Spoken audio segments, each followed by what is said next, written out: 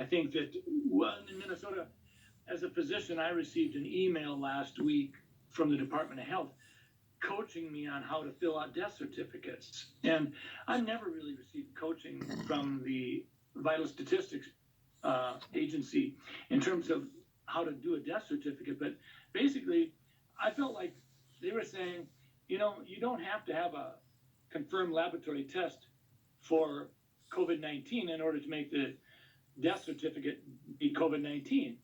So, wait. Sir, I don't mean to interrupt you, but that what you just said, I think is critically important. Can you repeat what you just said, please? Well, last Friday, I received a 7-page document that sort of told me that if I had an 86-year-old patient that had pneumonia but was never tested for COVID-19, but sometime after she came down with pneumonia, we learned that she had been exposed to her son who had no symptoms, but later on was identified with COVID-19, that it would be appropriate to diagnose on the death certificate COVID-19.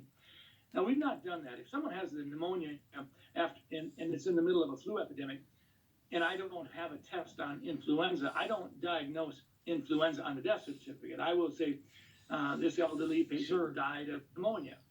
I don't mean to interrupt you, but my heart is sinking right now as you're telling me this. You're a doctor. Why in the world would they be sending you out information to fill out death certificates, whether the person's been diagnosed with COVID-19 or not, but then to say in the death certificate this person's death was caused by COVID-19? That does not sound right to me. I went to the person in our office who does most of the death certificates over the last 10, 20 years, and I said, does this sound right? I had her look at the documents that I printed off, and she said, well, we've always been told that you always put down just facts. You don't put down any probabilities. You don't put any presumptions down. It's just what you know. And so this is concerning. And it actually gets to your point, Chris. When we start talking about the data that goes into the modeling, we have to ask ourselves a question. Are we being forthright? Are we sharing with the public?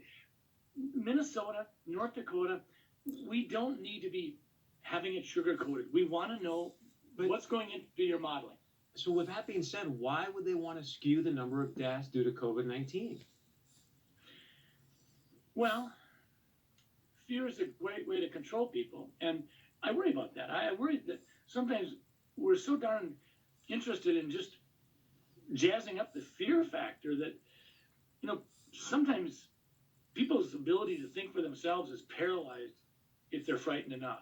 And that's not where I want people to be. I want people to say, we're going to get through this.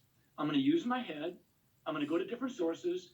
I'm going to listen to different sources. And I'm going to think for myself, because that's what America's about.